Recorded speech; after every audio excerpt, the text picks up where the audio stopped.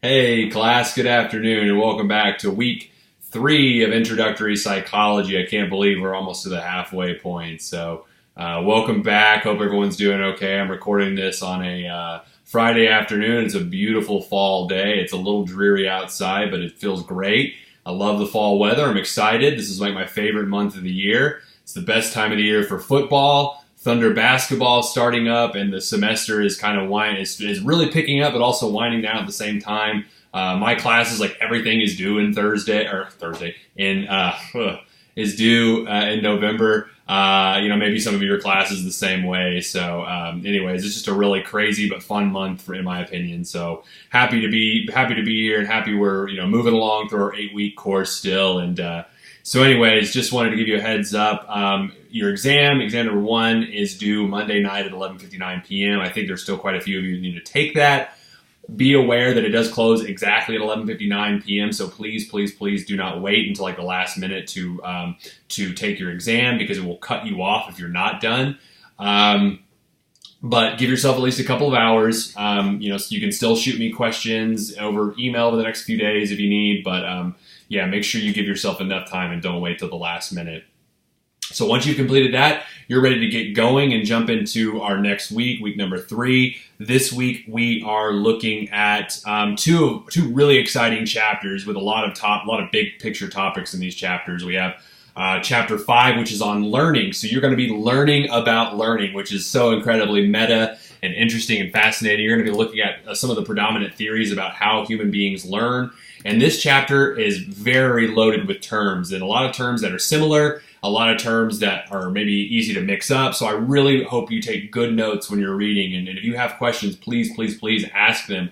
But you're going to be looking at a few different theories about learning that may not make sense. So my recommendation is, take good notes, ask questions, try to come up with your own examples as you're thinking about these topics, because the book's going to give you examples, but it may make more sense if they come from you. And in fact, this week's discussion, I'm actually going to have you come up with your own examples of operant and classical conditioning. So you're going to have to do it anyways, so you might as well do it as you're reading. So let's talk about Chapter 5. You're going to be looking at learning. When we talk about learning, a really broad way of thinking about learning is just a permanent change in our thinking and our behavior, if we're thinking about psychology. So after you've learned something, ideally, your behavior, the way you think, the way you see things, should have changed. It's kind of a permanent change in those things. And there are some really big theories about learning in psychology. And there's classical conditioning, which maybe you've heard about with Pavlov and his dog. There's the experiment where Pavlov rings the bell, presents food to the dog salivates. Pavlov does this so many times that eventually he just rings the bell, and the dogs begin to salivate. They begin to drool. They're excited about the food. The problem is with that story is Pavlov actually never used a bell. He used a tuning fork, but everything else is true. This is classical conditioning. This is learning reflexive behaviors that are involuntary. And that's a huge difference between the other type of learning that we're going to look at, which is operant conditioning. Operant conditioning is a form of voluntary learning in which we learn via rewards and consequences. So, your job, offers you rewards. So, via paychecks and raises and things like that. So you could say that we learn via reinforcement. When your job pays you, you learn, if I do a good job, I make more money. So you learn to do a good job is kind of what I'm saying. That's a good example. A lot of our learning takes place in one of these two fashions, operant versus classical conditioning. But an easy way to distinguish them is to think about classical conditioning refers to reflexive behaviors that you have no control over. I think of an example like anytime I drive by or walk by or ride my bike near a lawnmower, for some reason I have this weird reaction where I automatically turn my head because I'm afraid of getting hit in the eye by some rock or something being thrown up in the air. Nobody had to teach me to turn my head when a rock was coming at my face. So now I created that association between lawnmower, incoming rock. So now when I see lawnmowers, my face kind of automatically starts to turn that way. It's reflexive, it's involuntary. Sorry, something fell below the desk, my little poster holder. Sorry. I got so excited about that example. That's an untaught. So when you see that word conditioning, it means learned or taught. So unconditioned, that's something nobody had to teach me. Same with Pavlov and his dogs. Dogs salivate when you present them food. Nobody teaches a dog to salivate when it's presented with food.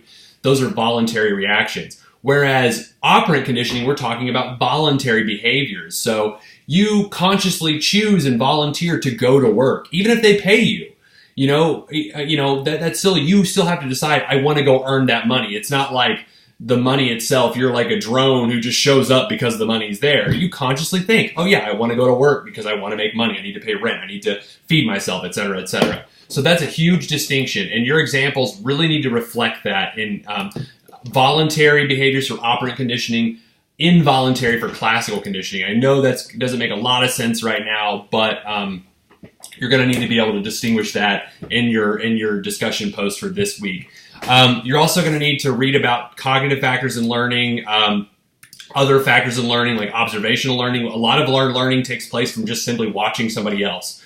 For example, you as a child probably did not actually have to go touch a hot stove with your hand to learn that, oh boy, that's hot and that hurts. If you watched your mom or your dad or maybe your older siblings do something like that, you learned really quick, oh, don't touch that because it's hot and it'll burn your hand. That's called observational learning, and that is a very powerful form of learning that you're going to read about in Chapter 5.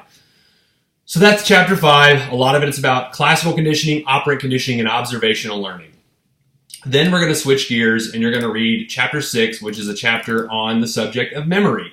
This is a fascinating topic within the field of cognitive psychology, and really, to help you think about memory, I really think it's important that you conceptualize memory as a verb. It is not, yeah, we have memories, which are nouns, but think about it as a verb, as something that we do.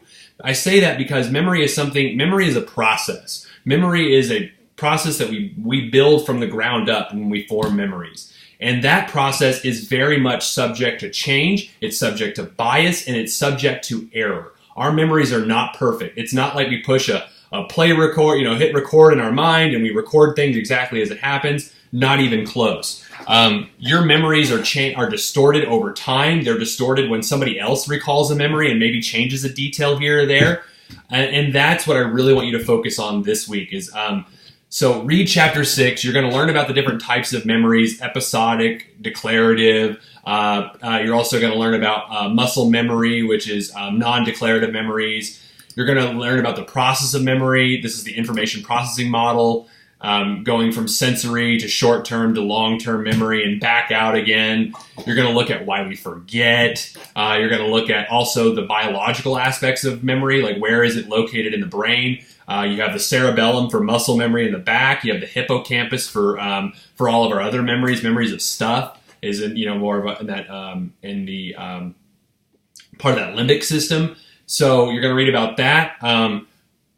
For this week's response paper, I want you to watch a TED Talk about memory by Dr. Elizabeth Loftus, and specifically this TED Talk is about false memories that are not real. You've heard about fake news, but there's also fake memories or false memories where our memories are distorted by time, by bias, by omission, by all kinds of things, and sometimes in really disastrous consequences. So I want you to watch that video, and I want you to complete the response paper by next Sunday. So it'll give you about a week to complete that. So anyways, for this week, complete the exam, number 1, if you haven't done so, by 11:59 p.m. on Monday night.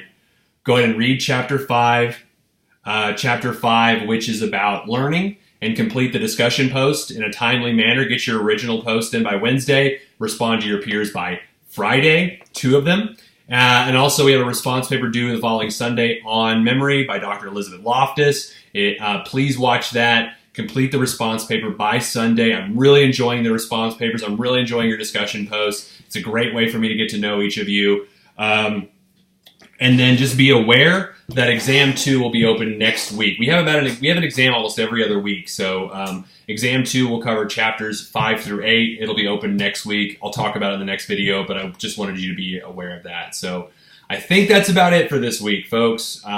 Some really awesome chapters. I'm really excited about your reflections and discussion for this next week. And I'm also really excited about seeing your exam scores, seeing your hard work pay off. So feel free to respond to this email. If you have any questions, feel free to reach out to me as you're prepping for the test if you have questions, or as you're reading chapters 5 and 6. be happy to answer those and help out any way I can. So other than that, I hope everyone has a great week, and I'll see you all next week. Okay, take care. Bye.